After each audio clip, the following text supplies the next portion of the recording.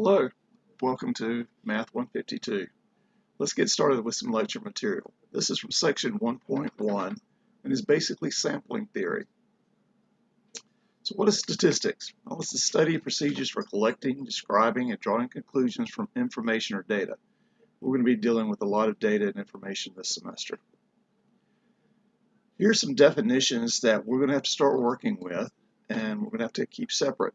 A population data is the entire collection of individuals about which information is sought. That's the large group. A lot of times, the population is going to be too big for us to actually get that information directly. We may be talking about the age of everyone in the United States, which is just too big. So we're going to have to limit that, and one way that we can do is to go sample some data from that population. So what is a sample? A sample is a subset of the population containing the individuals that are actually observed. That's the small group in which we will collect information.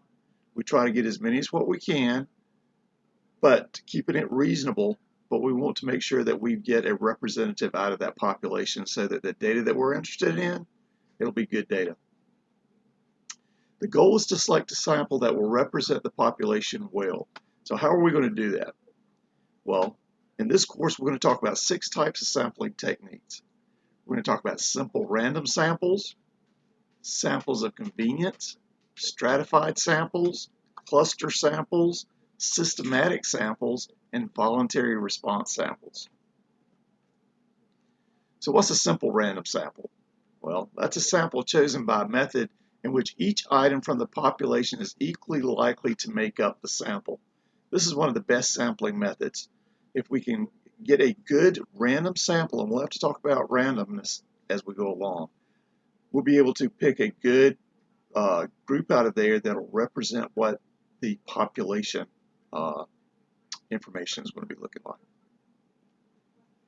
The sample of convenient is a sample that is not drawn by a well-defined random method. Basically, here's a picture of the guy. He's out. He's going to do some sampling. But look, he doesn't want to go to the bottom of the pile to check out these blocks, check their widths, their heights, their weights. He's just going to go grab the top of it, do some measurements, and that's usually not reliable. Stratified sampling is used very often, and in this method, we're going to divide the population into groups, and these groups are called strata, and stratified sampling. Members of each group are similar in some way. Then a simple random sample is drawn from each group. So we could have different age groups, children, adults, ages every 10 years. Once we set that up into these stratas, then we have to go back to random sampling and pick out randoms from each one of those groups. Cluster sampling is completed by sampling groups or clusters of the population. Population is divided in groups just like with stratified sampling, and then entire groups are sampled. You could think of this as maybe all the counties of North Carolina. So we set up all the counties, and then we pick out particular counties we're going to, but then we're going to go and sample everybody in that county.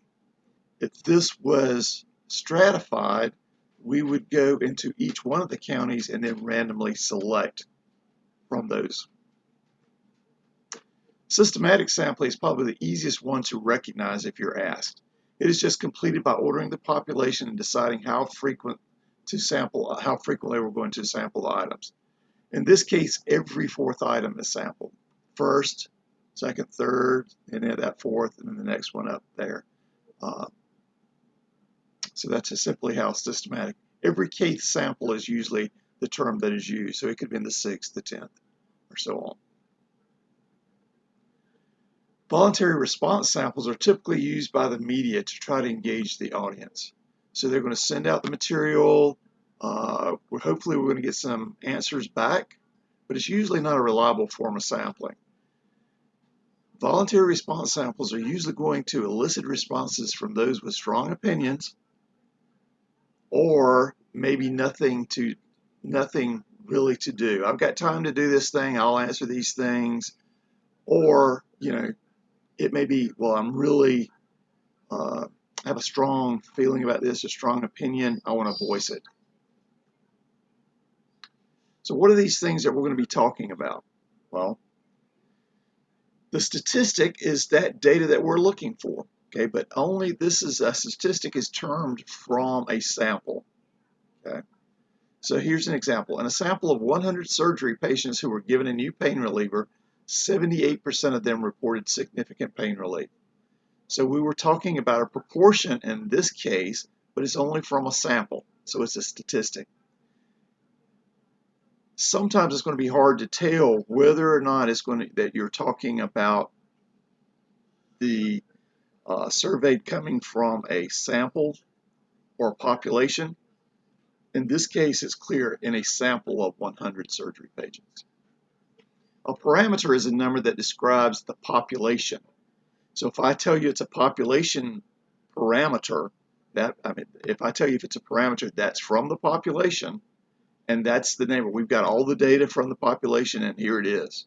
Okay, so 50% in this example, 57% of the teachers at Union High School are female. We've got all the data. That's a fact. Nothing left to do. Okay, so now that we've talked about that, we're going to go on a little bit later. We'll get into using that, and we'll talk more about it as we go along. See you next time.